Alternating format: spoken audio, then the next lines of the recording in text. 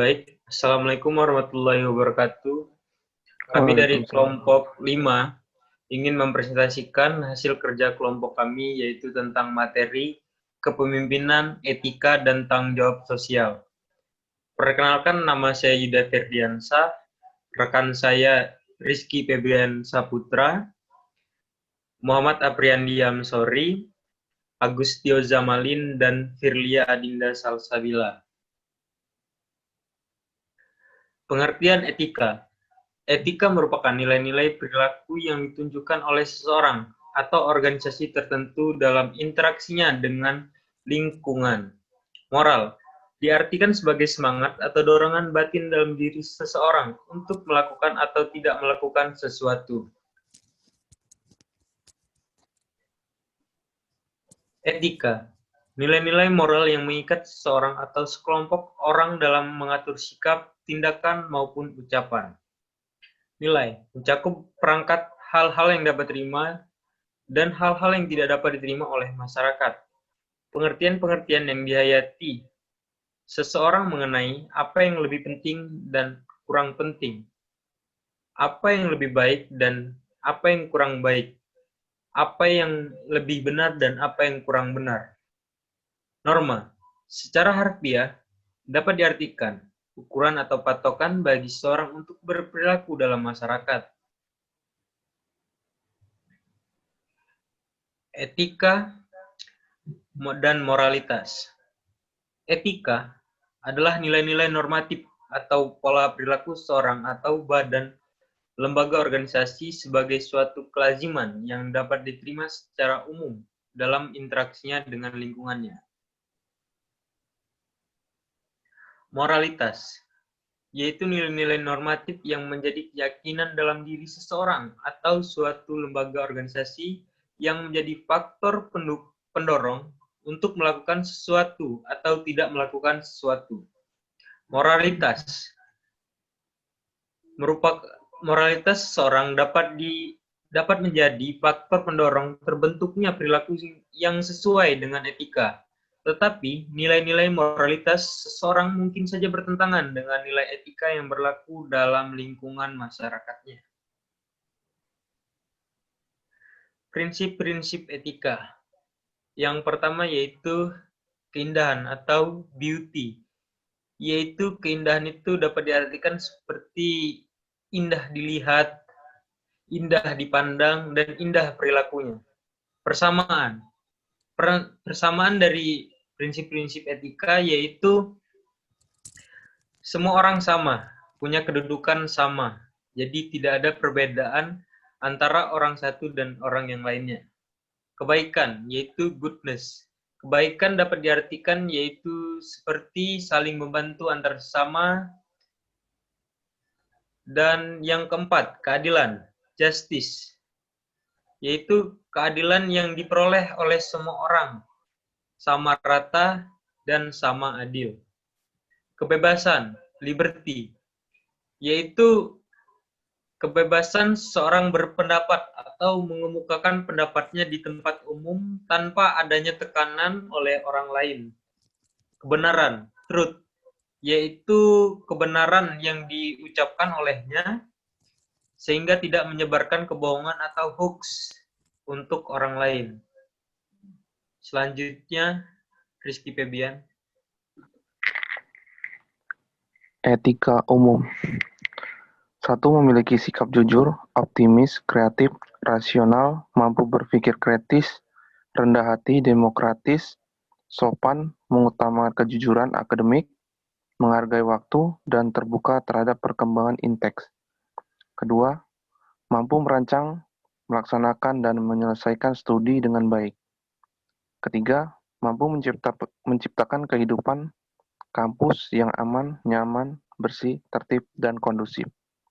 Yang keempat, mampu bertanggung jawab secara moral, spiritual, dan sosial untuk mengamalkan inteks. Etika khusus. Berpakaian rapi, bersih, sopan, serasi sesuai dengan konteks keperluan, bergaul, bertegur sapa, dan bertutur kata dengan sopan, wajar, simpatik, edukatif, bermakna, sesuai dengan norma moral yang berlaku. Mengembangkan iklim menciptakan karya ipteks yang mencerminkan kejernuhan hati nurani, bernuansa pengabdian kepada Tuhan, dan mendorong pada kualitas hidup kemanusiaan. Etika profesi. 1. Memiliki kepribadian yang tangguh, yang bercirikan bertakwa kepada Tuhan Yang Maha Esa, berakhlak mulia, kreatif, mandiri. Yang kedua, memiliki wawasan pendidikan, psikologi, budaya peserta didik, dan lingkungan. Yang ketiga, mampu melaksanakan praktik, bimbingan, dan konseling secara profesional. 4. Mampu memecahkan berbagai persoalan yang menyangkut pembimbingan konseling. Yang kelima, mampu mengembangkan dan mempraktekkan kerjasama dalam bidangnya dengan pihak terkait. Yang keenam, memiliki wawasan psikososial pendidikan dan kemampuan memberdayakan warga belajar dalam konteks lingkungannya. Yang ketujuh, memiliki pengetahuan tentang hakikat, tujuan, prinsip, evaluasi, dan pendidikan.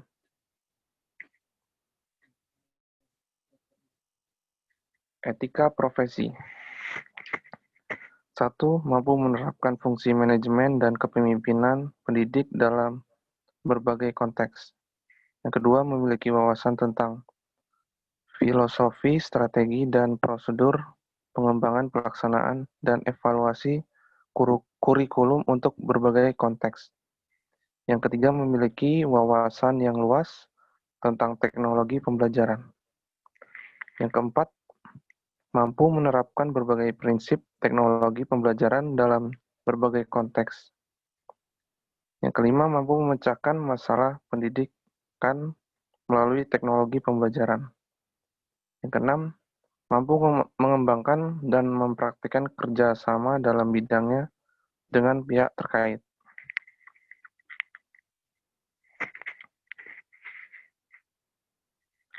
Profesi. Profesi adalah pekerjaan yang dilakukan sebagai kegiatan pokok untuk menghasilkan nafkah hidup dan yang mengandalkan suatu keahlian. Profesi 1. Mengandalkan suatu keterampilan atau keahlian khusus. Yang kedua, dilakukan sebagai suatu pekerja atau kegiatan utama. Yang ketiga, dilaksanakan sebagai sumber utama atau nafkah hidup. Yang keempat, dilaksanakan dengan keterlibatan pribadi yang mendalam. Selanjutnya akan dibacakan oleh Andi.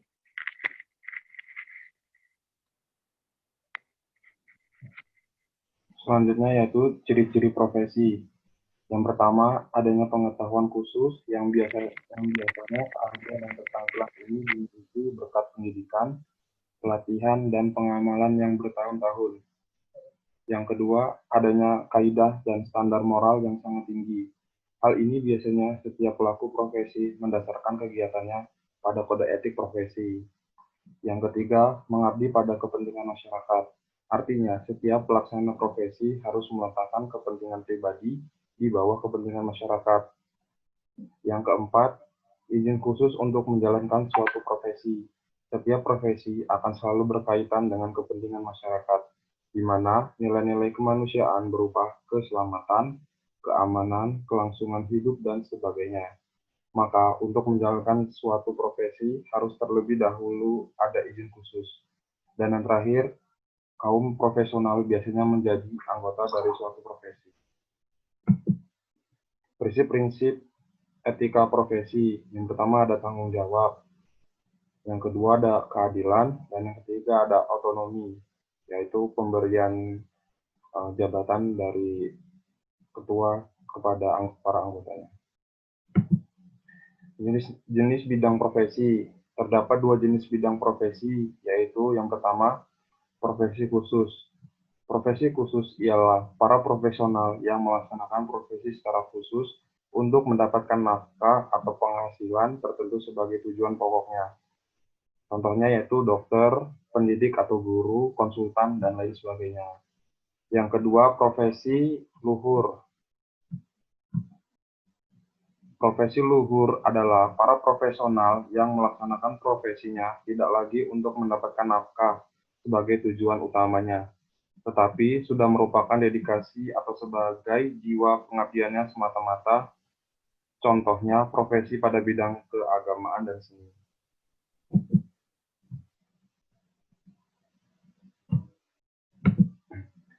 Ciri khas profesi. Dalam International Encyclopedia of Education, terdapat 10 ciri khas suatu profesi dikemukakan, yaitu yang pertama, suatu bidang pekerjaan yang terorganisir dari jenis intelektual yang terus berkembang dan diperluas. Yang kedua, suatu teknik intelektual. Yang ketiga, penerapan praktis dari teknik intelektual pada urusan praktis. Yang keempat, suatu periode panjang untuk pelatihan dan sertifikasi. Yang kelima, beberapa standar dan pernyataan tentang etika yang dapat diselenggarakan. Yang keenam, kemampuan untuk kepemimpinan pada profesi sendiri. Yang ketujuh, asosiasi dari anggota profesi yang menjadi suatu kelompok yang erat dengan kualitas komunikasi yang tinggi antar anggotanya. Yang kedelapan, pengakuan sebagai profesi. Yang kesembilan, perhatian yang profesional terhadap penggunaan yang bertanggung jawab dari pekerjaan profesi. Dan yang terakhir, hubungan yang erat dengan profesi lain.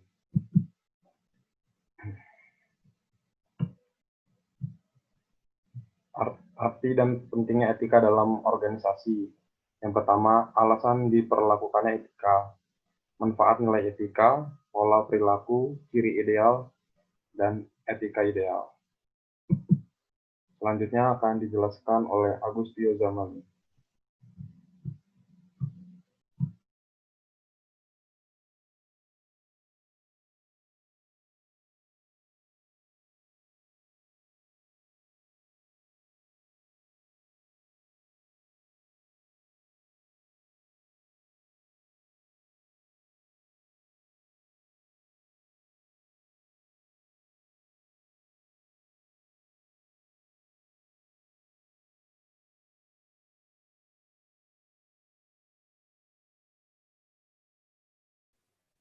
Di sini saya akan menjelaskan tentang prinsip dasar kehidupan.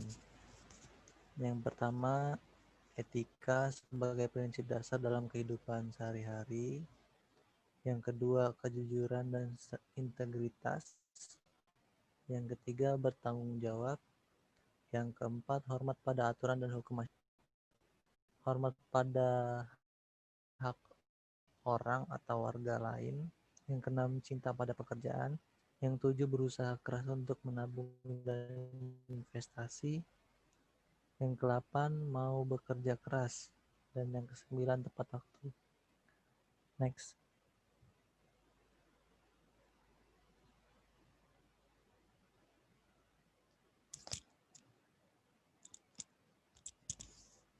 Di negara terbelakang atau miskin atau berkembang, hanya sebagian kecil masyarakat mematuhi prinsip dasar kehidupan tersebut.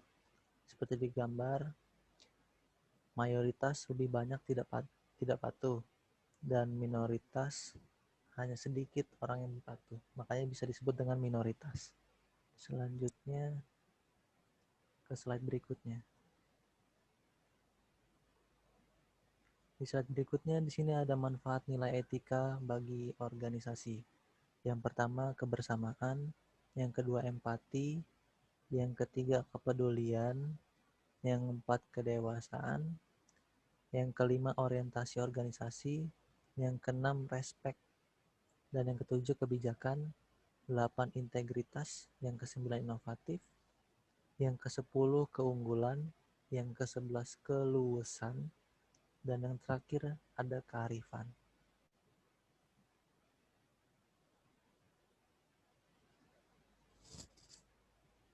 Dan di slide selanjutnya ada etiket dan kepemimpinan.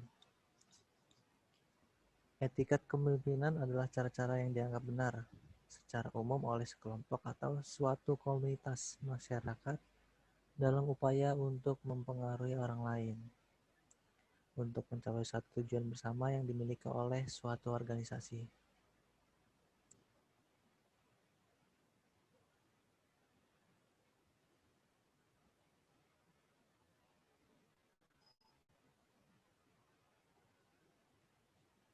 Selanjutnya ada nilai-nilai umum etiket.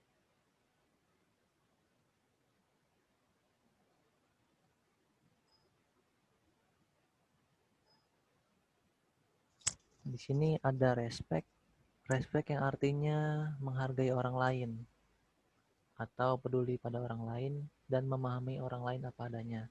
Tidak peduli mereka berbeda, berasal dari budaya apa atau keyakinan yang mereka miliki. Karena dengan bersikap respect kepada orang lain, maka orang lain juga akan bersikap respect kepada kita. Dan selanjutnya empati. Berarti meletakkan diri di pihak orang lain. Sebelum bertindak atau berucap, dipikirkan terlebih dahulu. Jadi nggak asal ngomong. Apa pengaruhnya bagi orang lain? Kata-kata dan sikap yang penuh pertimbangan dan empati akan membuat seorang terlibat atau terlihat bijaksana, dewasa, dan manusiawi. Yang ketiga, kejujuran. Adalah sebuah bahasa yang universal, setiap orang, bahkan mafia sekalipun, membutuhkan kejujuran dari bawahannya. Kejujuran akan diterima dimanapun kita berada. Ingat, mau dimana kita berada, harus jujur.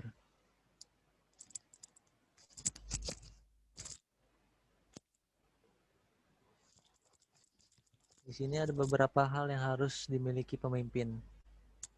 Pemimpin harus memiliki kemampuan rethinking future, atau mampu menggerakkan seluruh potensi yang dimiliki organisasi ke arah masa depan yang lebih cemerlang. Selanjutnya, mampu membangun semangat setiap pribadi untuk ikut ambil bagian dalam mewujudkan tujuan. Selanjutnya, memiliki semangat dan kesungguhan untuk bersama-sama menyelesaikan masalah secara cepat dan tepat. Yang terakhir ada ethical communication. Pemimpin yang beretika akan menetapkan standar dan kejujuran untuk setiap bawahannya yang dipimpinnya.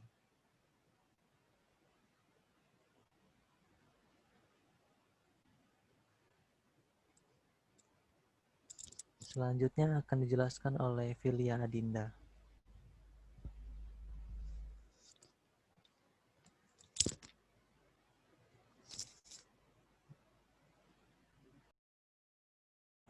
Ya, Di sini saya akan menjelaskan beberapa hal yang harus dimiliki pemimpin.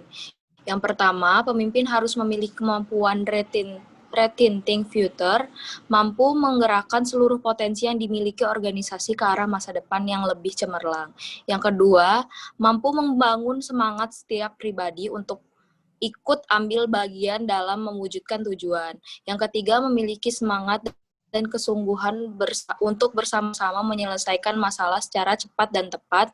Yang keempat ada ethical communication. Pemimpin yang beretika akan menetapkan standar kejujuran untuk setiap bawahan yang dipimpinnya. Selanjutnya,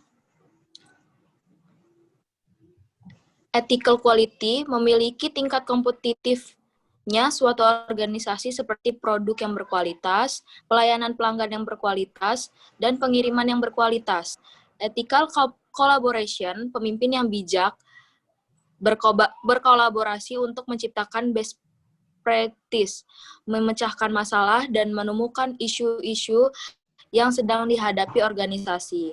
Yang ketiga, ada ethical succession planning. Pemimpin yang berpikir atau menuntut kebutuhan akan pengendalian, ia akan memenuhi kebutuhan tersebut dengan menciptakan standar dan prosedur operasi untuk kualitas dan komunikasi. Yang keempat, ada ethical tenure, berapa lamakah seharusnya memimpin organisasinya. Selanjutnya ada nilai kepemimpinan. Pertama ada integritas dan moral. Yang kedua ada tanggung jawab. Yang ketiga ada visi misi. Ada kebijaksanaan. Yang kelima ada keteladanan. Yang keenam ada menjaga kehormatan. Yang ketujuh beriman. Yang kedelapan kemampuan komunikasi. Yang ke-9 ada komitmen meningkatkan kualitas sumber daya manusianya. Sekian dan terima kasih presentasi dari kelompok kami, yaitu kelompok 5. Wassalamualaikum warahmatullahi wabarakatuh.